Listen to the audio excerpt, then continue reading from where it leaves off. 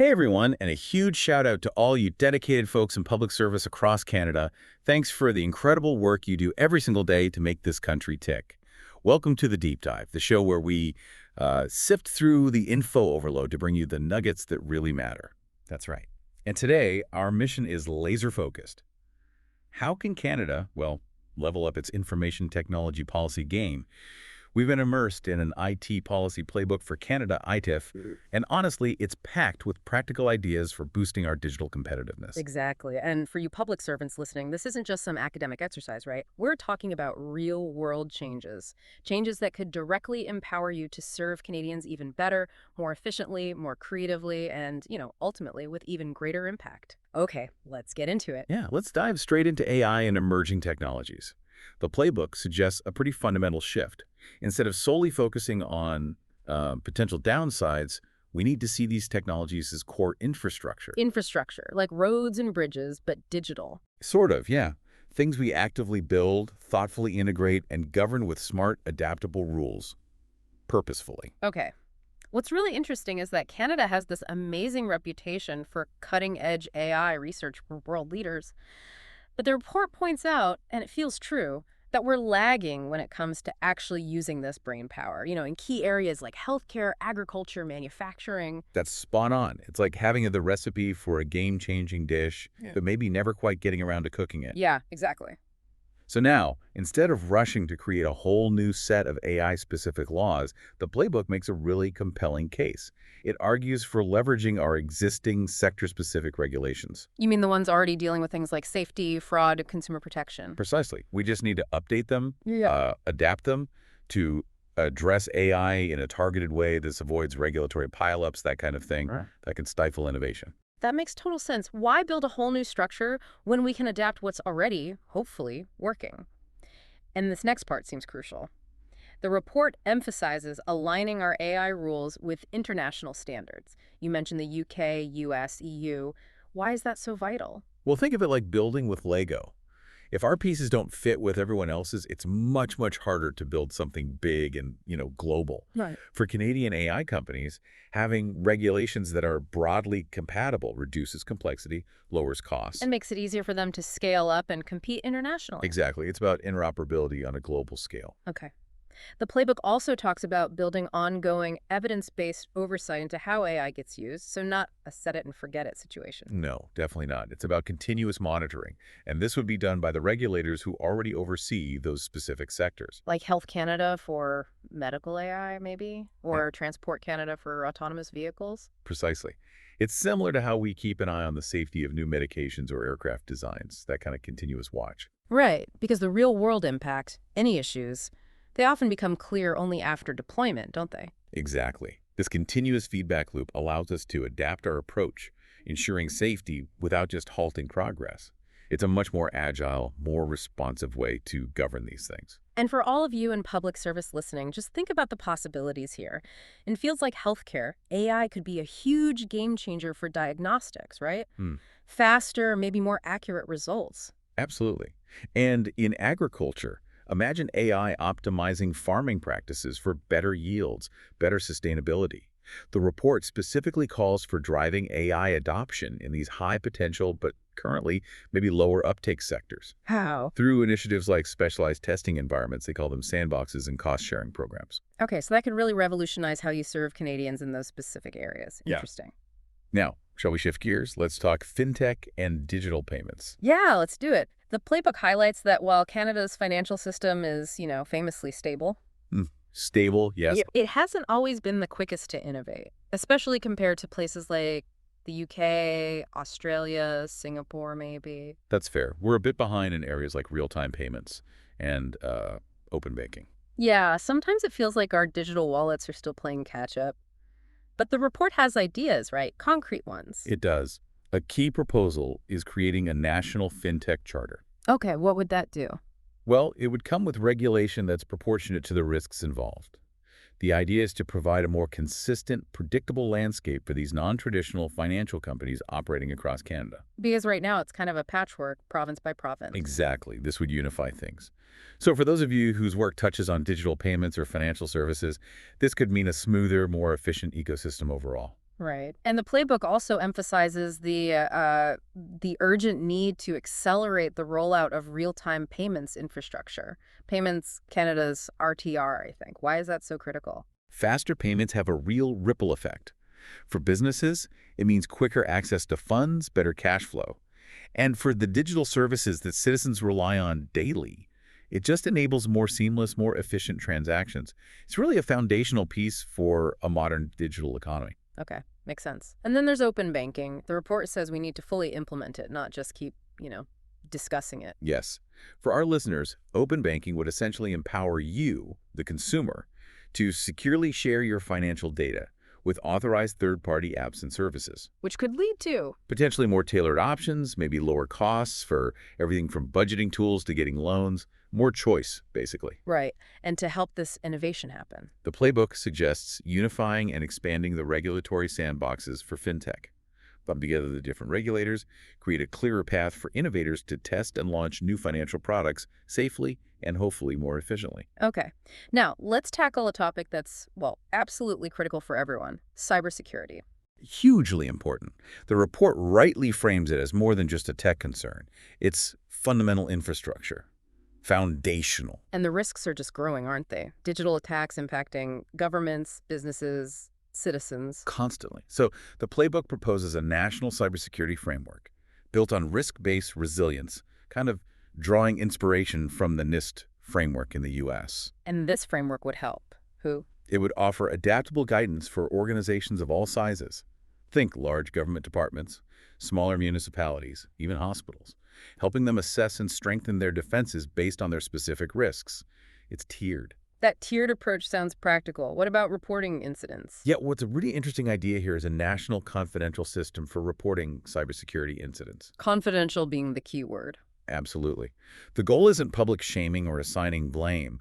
It's about creating a collective learning environment, understanding threats better, coordinating responses more effectively, sharing intelligence, essentially. That could really improve our overall resilience. That's the aim.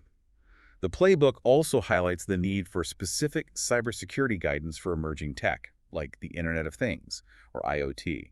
As more devices get connected, we need to proactively address those potential vulnerabilities. Data security, privacy. And a really key point the report makes, maybe a bit controversial for some, is the need to ban encryption backdoors. Yes, it sounds technical, but it's fundamentally about protecting privacy and security, avoiding built-in weaknesses that, well, could be exploited by malicious actors.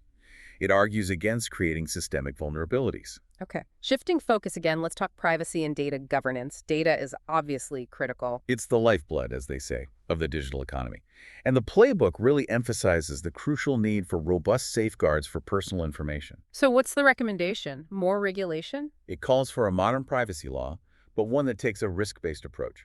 It suggests differentiating between sensitive and a less sensitive data. Why that distinction? Well, the idea is to allow for responsible data use for the public good think research, service improvement, while still ensuring really strong protection where it matters most, for that truly sensitive information. And giving individuals more control.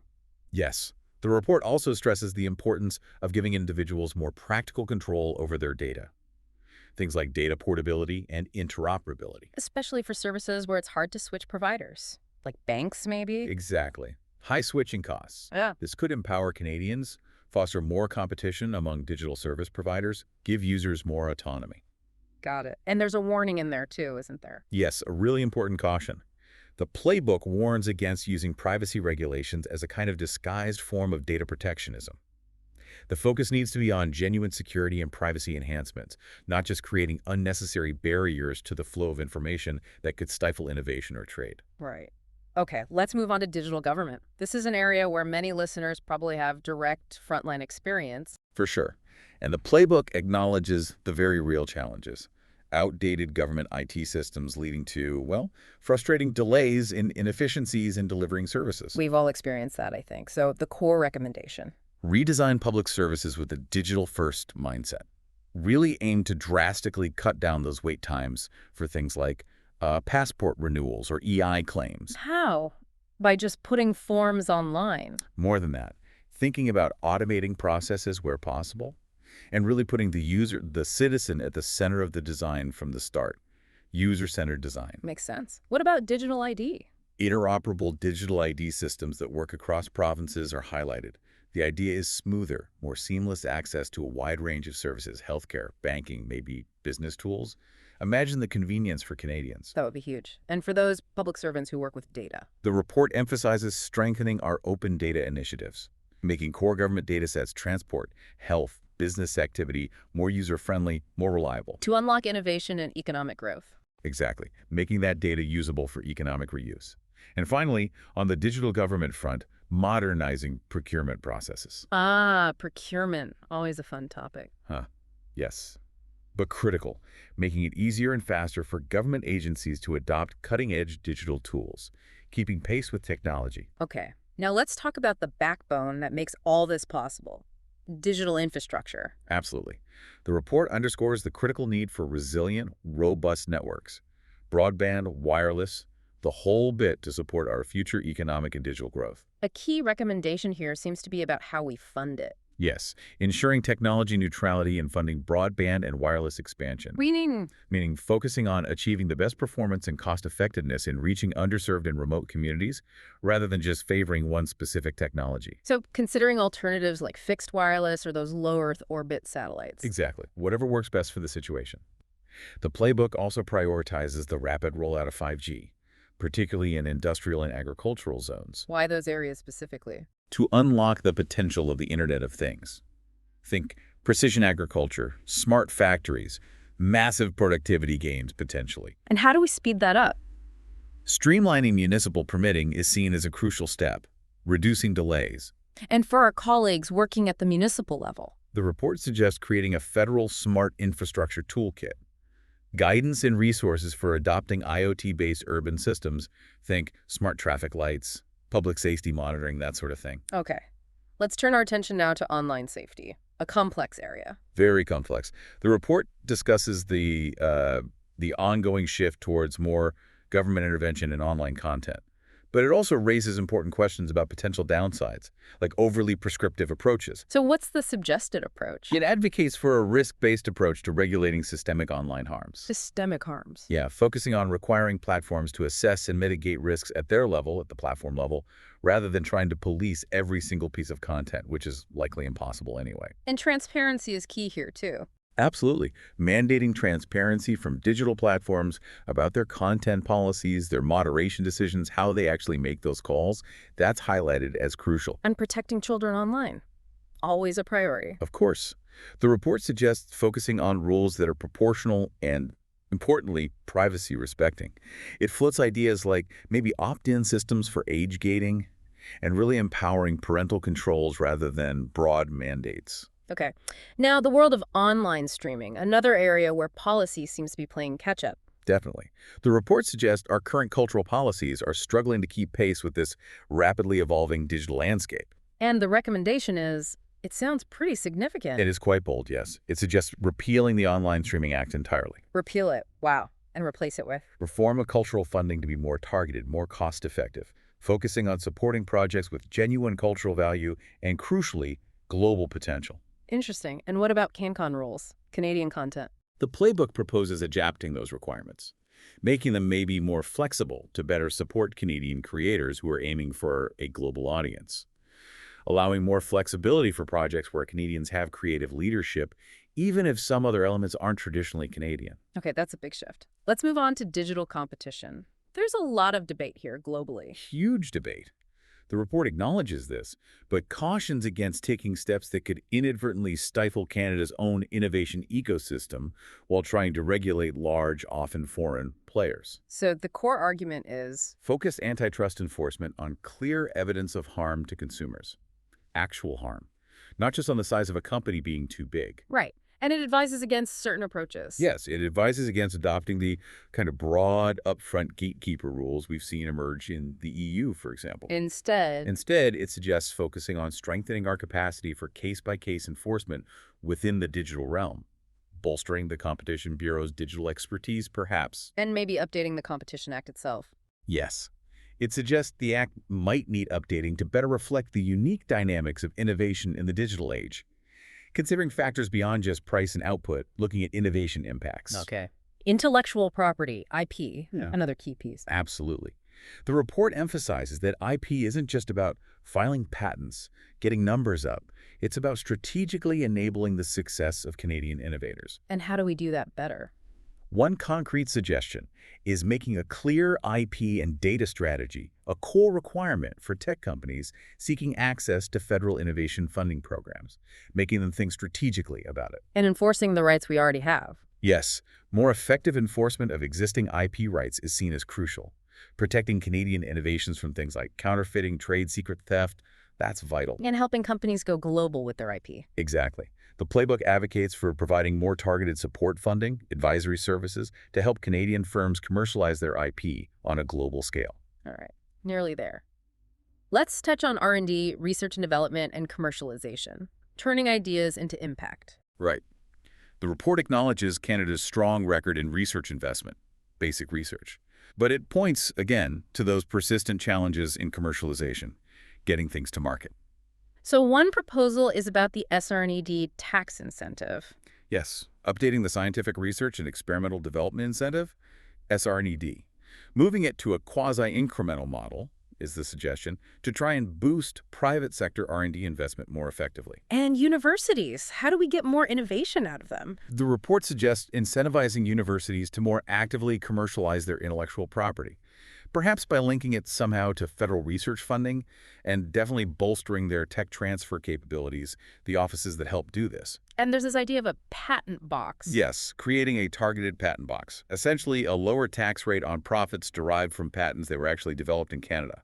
The goal is to encourage companies to keep and commercialize that valuable IP here domestically. Okay. And lastly, wrapping it all together in a way, is digital trade. Increasingly important for Canada's economy, no question, especially in this global digital world. So a key recommendation is protecting data flows. Yes, ensuring the free flow of data across borders is protected in all of our trade agreements. Avoiding data localization requirements where possible. And helping our digital companies export. Exactly. Tailoring our export promotion services to better meet the specific needs of digital firms, companies selling intangible goods and services. It's different from selling physical products. What about the digital services tax? The recommendation is to move away from unilateral measures like the DST and instead fully implement the OECD's internationally agreed-upon digital tax rules, the Pillar 1 and Pillar 2 approach. And one final strategic move mentioned. Joining the Digital Economy Partnership Agreement, or DEPA. It's highlighted as a key strategic move to strengthen Canada's position in the global digital trade landscape, aligning with like-minded partners. Wow. So as you can hear, we've really dug deep into a huge range of interconnected policy areas today. It really touches on so much. Yeah, upgrading Canada's IT policy toolkit isn't just one single thing, is it? It impacts everything from how we foster AI development to how we support our creative industries, how we deliver government services, and how we compete globally. And ultimately, these potential policy shifts, they're all fundamentally about making government work better for Canadians. That's the bottom line. By modernizing our digital infrastructure, our regulations, the rules that govern it all, we can empower public servants like yourselves. How so? Well, to operate more effectively, to innovate more creatively, and, ultimately to have an even greater positive impact on the lives of the people you serve every day. So here's something to really think about as we wrap up. As you go about your work, which of these potential policy shifts, AI oversight, fintech, digital ID, cybersecurity frameworks, which do you think could have the biggest positive impact on what you do and on the citizens you serve? How could a truly modern digital policy environment empower you personally to make an even greater difference? Something to mull over. Definitely food for thought. Thank you for joining us on this deep dive. And thank you all for tuning in.